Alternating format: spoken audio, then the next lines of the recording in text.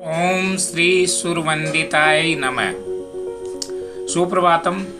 सभी छात्र अपने ज्ञान चक्षुओं को सोत्साह से जागृत करते हुए संस्कृत शिक्षण के अंतर्गत आज अपन पढ़ेंगे पूर्व रूप संधि। छात्रों, पूर्व रूप संधि के अंतर्गत सूत्र रहेगा एंग पदांता दति। अब अपन पद छेद करेंगे, यानी पदों को नियम के अनुसार अलग अलग पृथक करना पद छेद कहलाता है। एंग है षष्ठी विभक्ति एक वचन, पदांतात पंचमी विभक्ति एक वचन, अति यानी ए अक्षर के परे रहने पर, इति यानी ऐसा। एंग का भाव समझेंगे। एंग से माहेश्वर सूत्र के अंतर्गत यदि अपन प्रत्याहार का अर्थ जानना चाहें तो एंग का भाव होगा ए ओ, यानी पद के अंत में ए ओ हो तो क्या हो, उस पद से, पदांताद पंचमी एक वचन पद से, अति यानी ए स्वर के परे रहने पर पहले पद के बाद वाले पद के शुरू में यदि ए स्वर आए तब ये नियम लागू होता है। सूत्र का अर्थ है पदांतात, पदांत यानी पद के अंत में एंग से भाव रहेगा ए ओ से, परे एंग से परे अत यानी ए से रहने पर पूर्व रूप एक आदेश होता है। पूर्व रूप का आदेश होना, पूर्व रूप का चिन्ह ये अवग्रह यानी ये ऐस रहेगा जो ए का ही दूसरा रूप होता है। नियम के अंतर्गत चलेंगे तो अपन पाएंगे किसी पद के अंत में ए हो, उसके बाद ह्रस्व ए हो तो ए के स्थान पर पूर्व रूप ये वाला रूप हो जाता है। स्थिति रहेगी ए धन ए, यानी पहले पद के अंत में ए स्वर आए और उसके बाद दूसरे पद के शुरू वाले अक्षर में ए आए तो ये जो ए आ रहा है उसके स्थान पर ये वाला चिन्ह हो जाता है, ए वाला रूप ये वाला रूप हो जाता है। इसे ही पूर्व रूप कहते हैं। अब उदाहरण समझेंगे, जैसे देवे धन अस्मिन। यहाँ पर देवे, वे में ए की मात्रा है, वे में किसकी मात्रा है, ए की, और उसके बाद में अस्मिन का ए है। अस्मिन का क्या है, ए।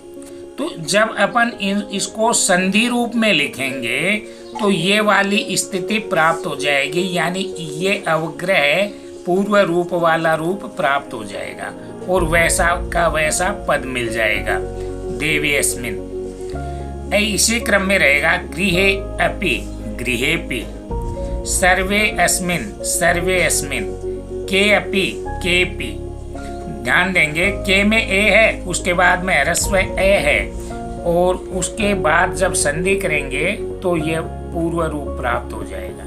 नगरे अस्मिन, नगरे अस्मिन, हरे अत्र, हरे अत्र। अब यहाँ पर इसका अर्थ समझना चाहेंगे, जैसे नगरे अस्मिन है, नगरे सप्तमी एक वचन, अस्मिन अस्मत् शब्द का सप्तमी एक वचन, यानी इस नगर में। हरे अत्र यानी यहाँ हरि के रहने पर। इसी प्रकार से दूसरे नियम में चलेंगे तो अपन पाएंगे उस पहले पद के अंत में ओ, यानी पहला पद और दूसरा पद। पहले पद के अंत में ओ हो और उसके बाद में यदि ह्रस्व ए हो तो दोनों के मिलने से ये वाला पूर्व रूप प्राप्त होगा।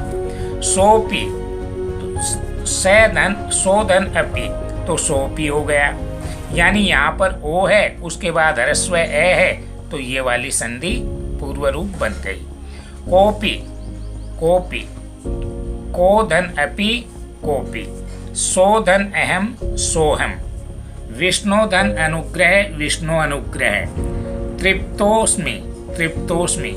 यहाँ पर देखेंगे तृप्तो में ओ है, उसके बाद ह्रस्व ए तो तृप्तोस्मि, यानी तृप्त है संतुष्ट, मैं संतुष्ट हूँ। भाव क्या रहेगा, मैं संतुष्ट हूँ मैं तृप्त हूँ यानी पूर्ण रूप से मैं जो भी कर रहा था उसके कार्य करने से मैं संतुष्ट हूँ।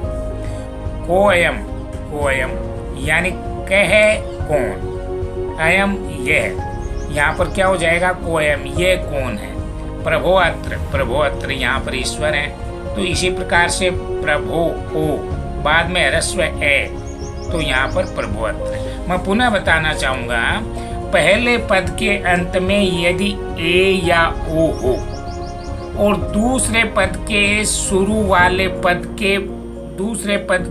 वाले अक्षर के रूप में ह्रस्व ए हो, तो ये दोनों के मिलन से जो ये पूर्व रूप बनता है, कब बनता है, संधि करने पर बनता है, इसे ही पूर्व रूप कहते हैं। पुनः सूत्र मेरे साथ बोलेंगे, एंग पदांता दति, एंग पदांता दति। यदि इसको अपन ने समझ लिया तो निश्चित रूप से पूर्व रूप भविष्य में कभी भी नहीं अपन विस्मृत कर पाएंगे।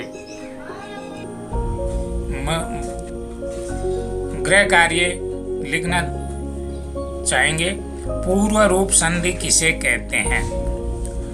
सूत्र की व्याख्या करते हुए उदाहरणों को स्पष्ट कीजिए। छात्रों, मेरा प्रयास ये रहता है कि आपको अध्यापन में अधिक भी नहीं मिले और कम भी नहीं मिले।